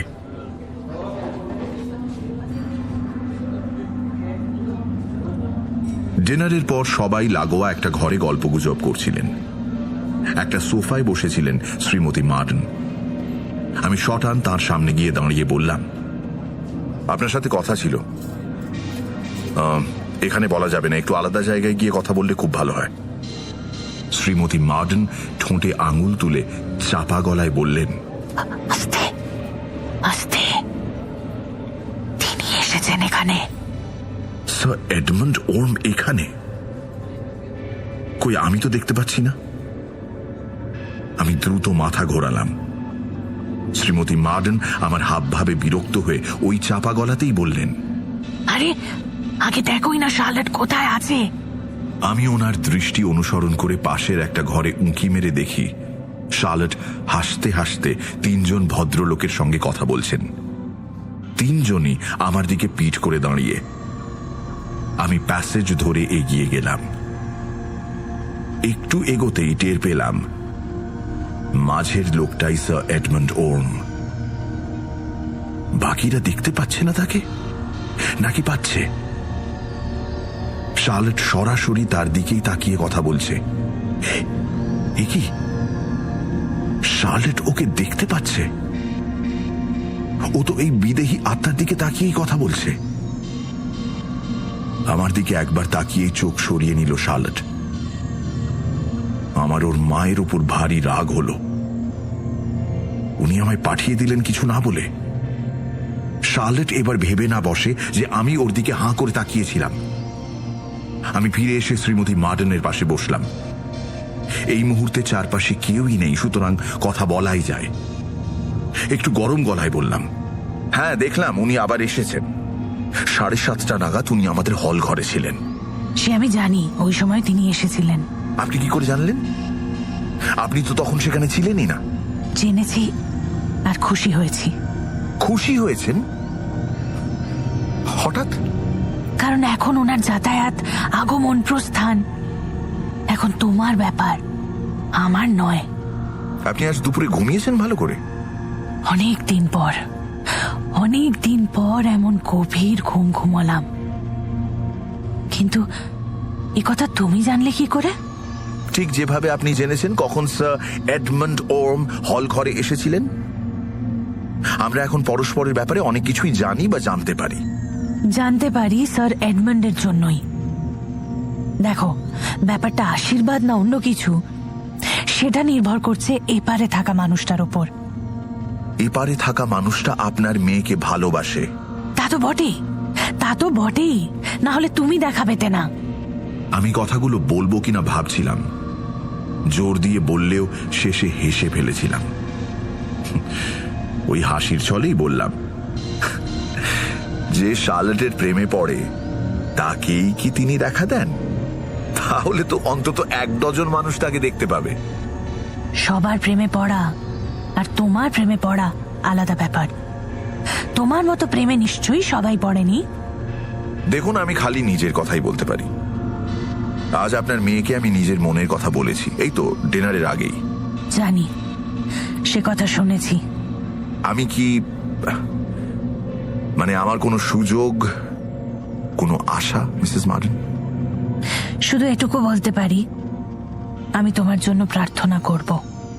আপনাকে যে কি বলে ধন্যবাদ দেব। আমার বিশ্বাস ব্যাপারটা কেটে যাবে। ও যদি তোমায় ভালোবাসে তাহলে ব্যাপারটা কেটে যাবে। কেটে যাবে মানে? যদি সে আর দেখা না দেয়। অবশ্য আপনার মেয়ে যদি আমার ভালোবাসা স্বীকার করে তাহলে এই লোকটাকে দেখতে পেলেও বা কি, না পেলেও বা কি। তুমি এই কথা বলতে পারো কারণ তুমি পুরো ব্যাপারটা জানো না, ফলে বুঝতেও পারবে না। কি করে বুঝবো? জানি না তো কিছু। ও চায় কি? ও চায় আমি তিলে তিলে কষ্ট পাই, প্রতি পদে যেন আমি ধাক্কা খেয়ে খেয়ে শাস্তি পাই। আমি ওর সাথে যা করেছি তার জন্যে।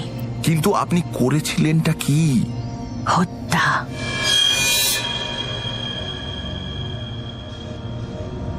স্যার এডমন্ড ওর্ম যদি এসে আমার দিকে হাত বাড়িয়ে করমর্দন করতেন তাতেও বোধ করি আমি এতটা আশ্চর্য হতাম না। শ্রীমতী মার্ডেন বলে চললেন, তুমি হয়তো ভাবছো খুন। না, নিজের হাতে ওকে আমি হত্যা করিনি, ও নিজেই নিজেকে শেষ করে দিয়েছিল। কিন্তু সেই রাস্তাটা সুগম করেছিলাম আমি, ওর হৃদয় ভেঙে চুরমার করে। আমার সাথে এডমন্ডের বিয়ে ঠিক হয়ে গিয়েছিল, কিন্তু একদম শেষ মুহূর্তে সেই বিয়ে ভেঙে দিই আমি নিজেই। কারণ আমার তখন অন্য কাউকে পছন্দ হয়ে গিয়েছিল। পছন্দ হওয়ার, ভালো লাগার কোনো নির্দিষ্ট আইন বা হিসেব থাকে না, হয়ে যায়। ভেবো না যে টাকা, প্রতিপত্তি, সামাজিক সম্মান আমার এই পছন্দের নেপথ্যে ছিল। না না, সেসব কিছুই এখানে ছিল না। আমি ক্যাপ্টেন মার্ডেনের প্রেমে ঘাড় মুচড়ে পড়ি এবং এডমন্ডের চোখে ঘৃণার পাত্রে পরিণত হই। আমি তখন ক্যাপ্টেন মার্ডেন ছাড়া কাউকে বিয়ের কথা ভাবতেই পারছিলাম না। আমি কিন্তু এডমন্ডের প্রেমে পড়িনি। মা এবং আমার বড় দিদি তাদের পছন্দ আমার উপর চাপিয়ে দিয়েছিলেন। বাড়ি থেকে আমার উপর চাপ দেওয়া হয়েছিল, কিন্তু আমিও জেদ ধরে বসে থাকি যে বিয়ে করলে আমি একেই করব। আমার সিদ্ধান্ত এডমন্ড মেনে নিতে পারেনি, বিষ খেয়ে আত্মহত্যা করে। আমি ক্যাপ্টেন মার্ডেনকে বিয়ে করে সুখে শান্তিতে জীবন কাটাই। সময় ভালোই কাটছিল, কিন্তু তার মৃত্যুর পর থেকেই এডমন্ড আমায় দেখা দিতে শুরু করে। সত্যি সাংঘাতিক অভিজ্ঞতা। ভদ্রমহিলা একটু নিঃশ্বাস নিয়ে আবার বলতে শুরু করলেন, শার্লটের সঙ্গে থাকলেই আমি দেখতাম একে। 7 বছর আগে যখন প্রথম একে দেখি, ভয়ের চোটে মরতে বসেছিলাম। একা থাকলে কখনো দেখতাম না, কখনো না। আমি প্রচুর চেষ্টা করেছি এই অশরীরী ধারা ভাঙার। হাওয়া বদল, ডাক্তার বদল, ওষুধ বদল সবই করেছি। ঈশ্বরের সামনে নতজানু হয়ে প্রার্থনা করেছি, লাভ হয়নি, লাভ হয়নি। ব্রাইটন প্যারেডে সেদিনটা মনে আছে, যেদিন আমি রাস্তায় হঠাৎ অসুস্থ হয়ে পড়ি? আমি মাথা নাড়ালাম নীরবে। সেদিনই আমি এই এডমন্ডকেই দেখেছিলাম।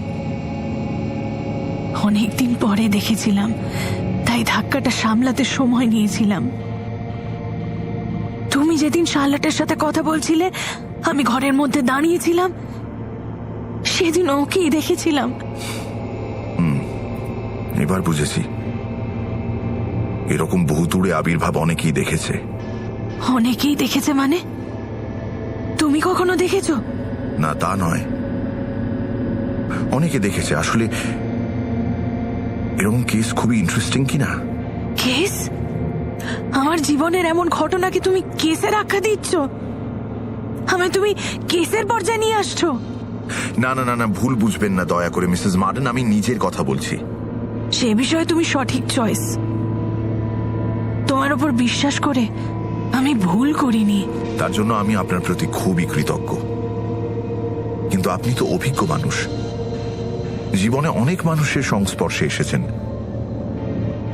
আমার উপরেই বিশ্বাস করলেন কেন? জানো, আমি গোটা ব্যাপারটাই ভেবে রেখেছিলাম। যখন এডমন্ডের তাড়নায় আমার প্রাণ ওষ্ঠাগত, তখনই ভেবে রেখেছিলাম।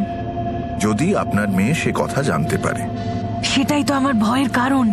একদিন না একদিন জীবনের কোনো অপ্রত্যাশিত মোড়ে সে যদি এই ঘটনা প্রবাহ জানতে পারে, তখন তার উপর কি ভয়ঙ্কর প্রভাব পড়বে সেটার ভয়েই থাকি আমি সারাক্ষণ। না, কখনোই হবে না, হতে দেব না। না, একটু বেশি জোরেই বলে ফেলেছিলাম। দেখলাম সকলে আমার দিকে ঘুরে তাকাচ্ছে। আমরা থেমে গেলাম। শ্রীমতী মার্ডেনও উঠে পড়লেন।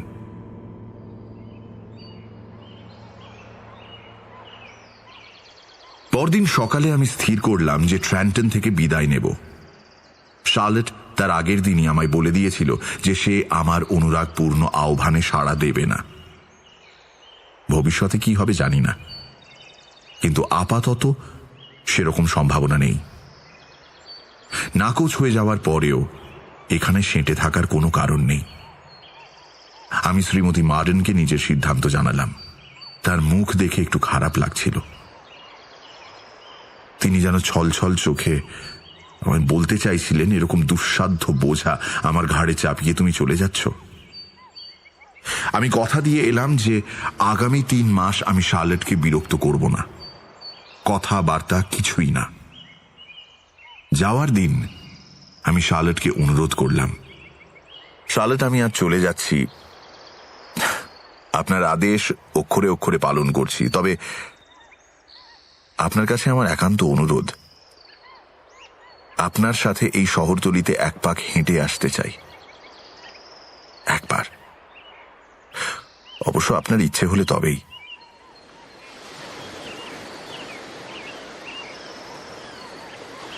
শার্লেট রাজি হয়ে গেলেন। এই জায়গাটা সত্যি নয়নাভিরাম।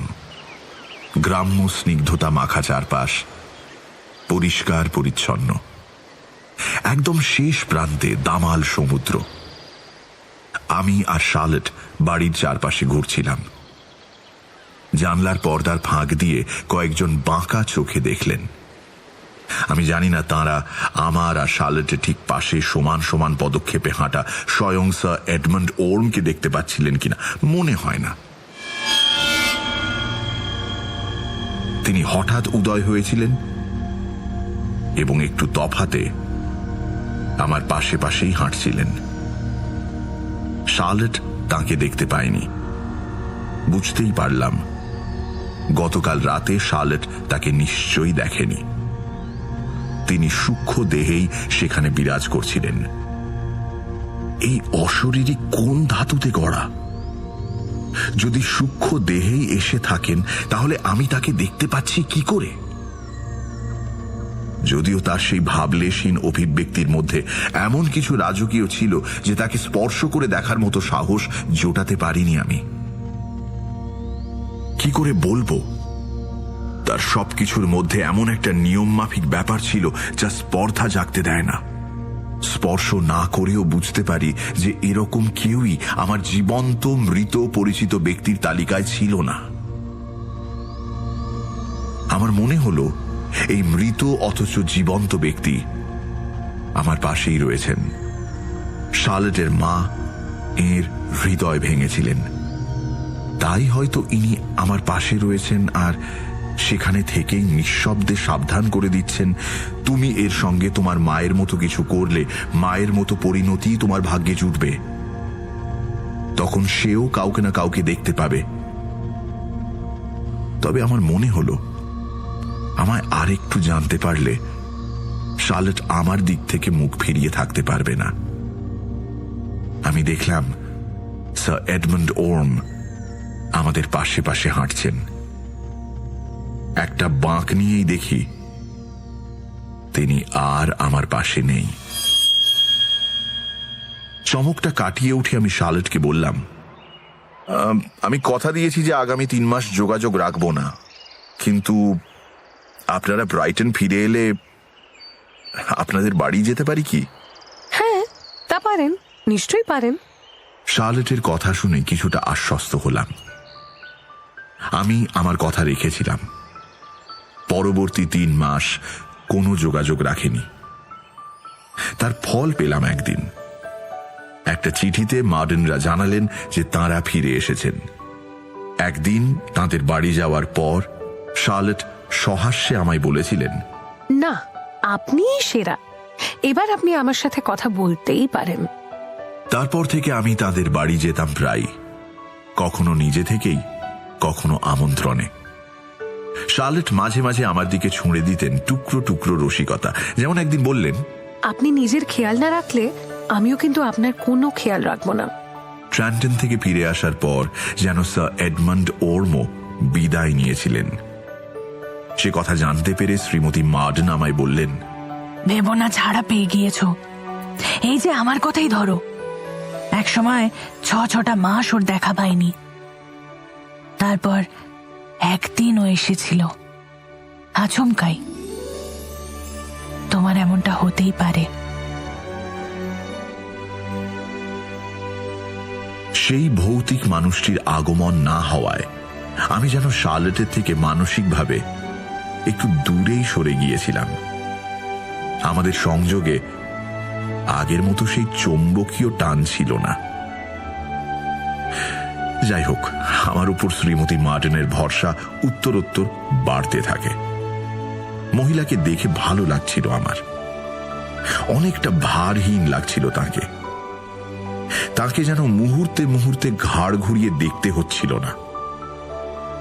সেই বছর শীতকাল আমাদের উপর নিদারুণ অত্যাচার করেনি, বরং সে ছিল অনেকটাই শান্ত। আমি আর শার্লেট প্রায় এদিক সেদিক ঘুরতে যেতাম, আর দেখতাম রোদে মাখা বাগানে একটা চেয়ার পেতে বসে শ্রীমতী মার্ডেন আমাদের দিকে হাসি মুখে দেখছেন। ওই মৃত ব্যক্তির আগমন ঘিরে তার মধ্যে চাপা উদ্বেগ আর দেখতাম না। কয়েকটা মাস আরো কেটে গেল। এপ্রিল মাসে ব্রাইটনের একটা পার্টিতে আমাদের 3 জনেরই ডাক পড়ল। আমি, শার্লেট ও তার মা।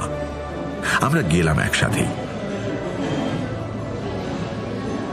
খানা পিনা চলছে ভালোই। আমি আর শার্লেট একটা টানা বারান্দায় দাঁড়িয়ে গল্প করছিলাম। এই বাড়িটা একটা খাড়া পাহাড়ের ওপর, আর তার নিচেই বহমান সমুদ্র। সে রাতে চাঁদের আলো ছিল না বললেই চলে। তারাগুলো মিটমিট করছে, ভেসে আসছে বেহালা আর পিয়ানোর যুগলবন্দি।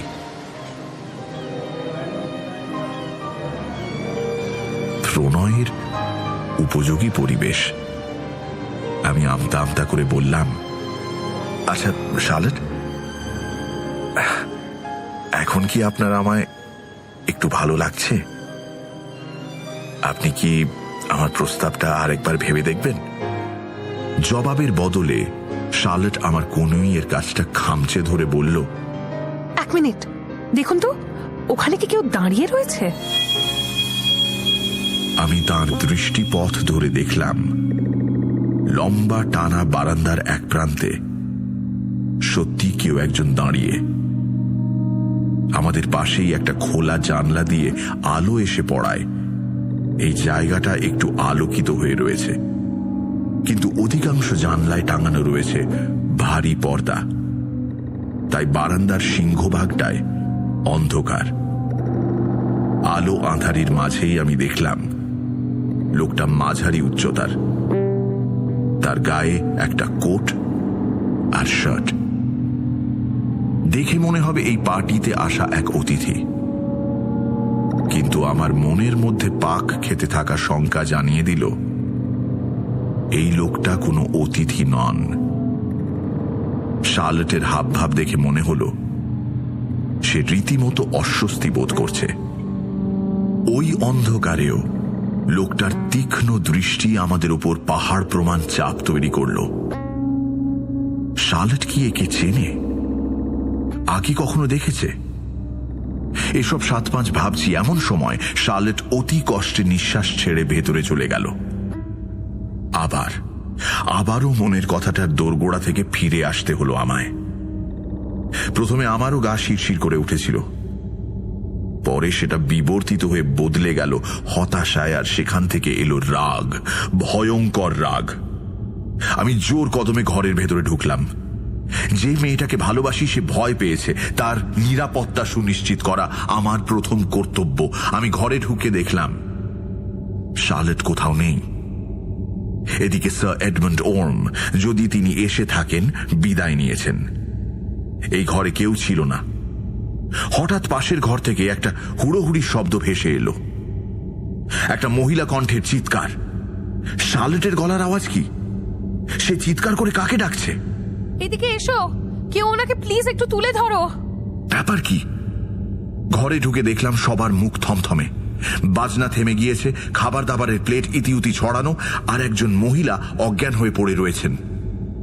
তার পাশে হাঁটু মুড়ে শার্লেট বিচলিত হয়ে বলছে, একটু সাহায্য করুন প্লিজ, উনি অজ্ঞান হয়ে গিয়েছেন।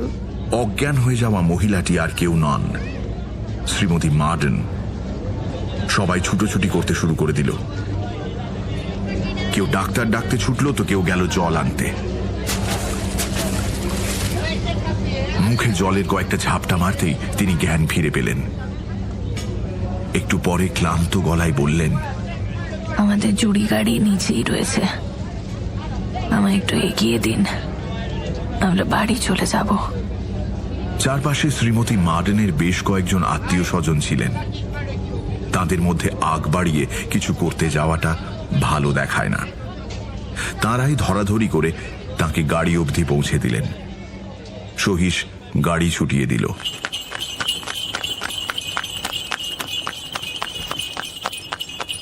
পরদিন সকালে ওদের বাড়ি গেলাম। দরজায় দেখা হলো শার্লেটের সাথে। প্রশ্ন করলাম, কেমন আছেন উনি এখন? আগের তুলনায় সামান্য ভালো, তবে দুর্বলতা আছে এখনো। ওনার সাথে দেখা করা যায় কি একবার? না, এখন দেখা করা ওর পক্ষে অসম্ভব। ফিরে এলাম, কিন্তু বিকেল 5টা নাগাদ আবার একটা চিঠি পেলাম। দেখলাম সেই চিঠিতে পেন্সিল দিয়ে লেখা রয়েছে, একবার আসুন, মা আপনার সাথে দেখা করতে চান। গেলাম। ঘরে প্রবেশ করেই বুঝলাম ভদ্রমহিলার হাতে বিশেষ সময় নেই। তার মুখে একটা ধূসর ছায়া নেমে এসেছে। তিনি আমায় দেখেই বললেন, ঠিকই আছি, হার্টটা মাঝে মধ্যে সমস্যার সৃষ্টি করে, বুঝলে। আমি তার খাটের এক পাশে বসলাম, আর এক পাশে শার্লেট বসে। মায়ের হাতটা শক্ত করে ধরে রেখেছেন। তার দু চোখে দুশ্চিন্তার ছাপ স্পষ্ট। শ্রীমতী মার্ডেন আমার দিকে ফিরে ক্ষীণ কণ্ঠে বললেন, সময় গনিয়ে এসেছে কিনা জানি না, কিন্তু একটা কথা বলতেই হচ্ছে, শার্লেট আমায় সব বলেছে। আমি প্রথমটা বুঝলাম না, কি বলেছে, কোন কথাটা। সেটা ধরতে পেরেই যেন তিনি আমায় বললেন, তুমি যে ওর সাথে আবার কথা বলেছ, সেটাও আমায় বলেছে। তোমার ওর প্রতি অনুরাগ সত্যি তারিফযোগ্য। এত কিছুর মধ্যেও তুমি ওকে ছেড়ে দাওনি। একটা আনন্দ আমার গোটা শরীর বেয়ে পাক খেয়ে গেল। শার্লেট কি তবে তার মাকে এমন কিছু বলেছেন যাতে এই মহিলা উৎফুল্ল হয়ে উঠেছেন? যদি মেয়ের উত্তর শুনে বিচলিত হতেন, তবে এভাবে কথা নিশ্চয়ই বলতেন না। আমি আনন্দের জোয়ার কোনো ক্রমে যথাসাধ্য চেপে বললাম, আমি তো যা বলার বলেছি। উনি তো কোনো জবাব দেননি আমায়। এবারও বলবে কি শার্লেট? বলবে তো? আমি তোমার জবাব শুনতে চাই। হ্যাঁ, আমি তোমার জবাব শুনতে চাই। শার্লেট কার্পেটের ওপর দৃষ্টি নিবদ্ধ করে নখ দিয়ে চামড়া খুঁটছিল। মুখ না তুলেই সে বলল, আপনি আমার প্রতি অত্যন্ত সদয়। আমি আপনার প্রতি রূঢ় ব্যবহার করলেও আপনি কখনো পাল্টা কিছু বলেননি। এই শার্লেটকে আমি চিনি না। সেই সপ্রতিভ চটজলদি ব্যাপারটা যেন একেবারে উধাও। সে যেন কোনো তাড়না অনুভব করছে। আমি দেখলাম তার হাত কাঁপছে। আমি তাকে ভরসা দিতে বললাম, তাহলে দেখেই নিন আমার ব্যবহার আর কতটা ভালো। আমি তার উদ্দেশ্যে নিজের হাতটা বাড়িয়ে দিলাম। আমার মুখ থেকে কথাটা বেরোতে না বেরোতেই ঘরে একটা বদল এলো। আমি দেখলাম একটা ছোটখাটো ঘূর্ণিঝড় মতো জিনিস পাক্ষে একটা অবয়বের রূপ নিচ্ছে।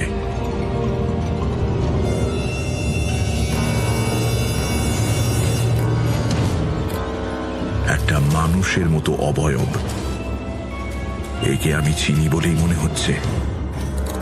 বিছানার একটা দিকে তৈরি হচ্ছে অবয়বটা। আমি বুঝতে পেরেছি কি হতে চলেছে। আমি শুধু প্রার্থনা করছিলাম শার্লট যেন এই জিনিস না দেখে। স্যার এডমন্ড ওর্মকে দেখবো নাকি শ্রীমতী মার্ডেনকে, কাকে? শার্লট বুঝতে না পেরে এগিয়ে এলো, আমার হাতটা ধরলো আর অনুভব করলো এই উপস্থিতি। প্রথমে দেখলাম ওর দু চোখে ভয় মিশ্রিত বিস্ময়, আর তারপরেই সেটা ছিটকে বেরিয়ে এলো ওর মুখ থেকে একটা ভয়ার্ত চিৎকারের রূপ নিয়ে। তার সাথেই মিশে গেল একটা অস্ফুট গোঙানির শব্দ, যেন কারুর মধ্যে থেকে সমস্ত জীবনী শক্তি কেউ শুষে নিচ্ছে। আমায় শার্লটকে বাঁচাতে হবেই। আমি এগিয়ে গেলাম ওকে আড়াল করতে। ওর দু চোখ ঢেকে দিলাম। আমি হৃদস্পন্দন অনুভব করছি, আমার বুক ঢিপ ঢিপ করছে। বুঝতে পারছি না কার হৃদয়ের স্পন্দন কোনটা। সেই গোঙানির শব্দ কমে এলো। আমি স্পষ্ট বুঝলাম কাজ হয়ে গিয়েছে। জীবনী শক্তি শুষে নেওয়ার কাজ শেষ। আমরা টের পেলাম এই ঘরে আমাদের ছাড়া আর কেউ জীবন্ত নেই। বিছানার পাশের সেই উপস্থিতি অদৃশ্য হয়েছে, আর তার সঙ্গে অদৃশ্য হয়েছে শ্রীমতী মার্ডেনের শরীরে প্রাণের চিহ্ন। শার্লট ফুঁপিয়ে উঠলেন, মা, মা, মা, তুমি কি নেই? তুমি কি নেই মা? আমি হাঁটু গেড়ে ওর পাশে বসে নাড়ি ধরে দেখলাম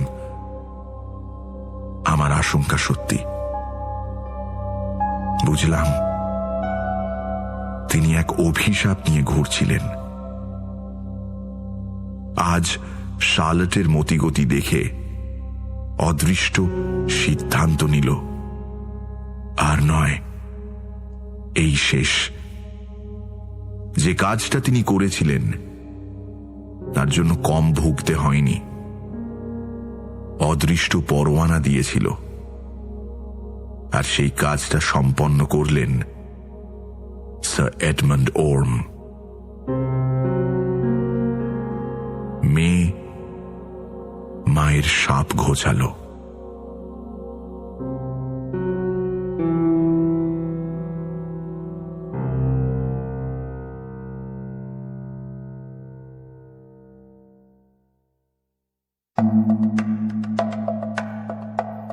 সানডে সাসপেন্সে আজ শুনলেন হেনরি জেমসের কাহিনী স্যার এডমন্ড ওর্ম। গল্পের অনুবাদ পুষ্পল। গল্পের কথক মীর। মিসেস মার্ডেন অয়ন্তিকা। শার্লট মার্ডেন লাজবন্তী। ক্যাপ্টেন বস্টউইক অগ্নি। এবং গল্পের সূত্রধার আমি সোমক। পর্ব পরিচালনায় এবং চাকরের ভূমিকায় দীপ। ধ্বনি পরিকল্পনা শুভদীপ। Poster design asterisk. শেষ হল হেনরি জেমসের কাহিনী স্যার এডমন্ড ওর্ম। সামনের সপ্তাহে আরও একটি রোমাঞ্চকর গল্প নিয়ে হাজির হবে সানডে সাসপেন্স।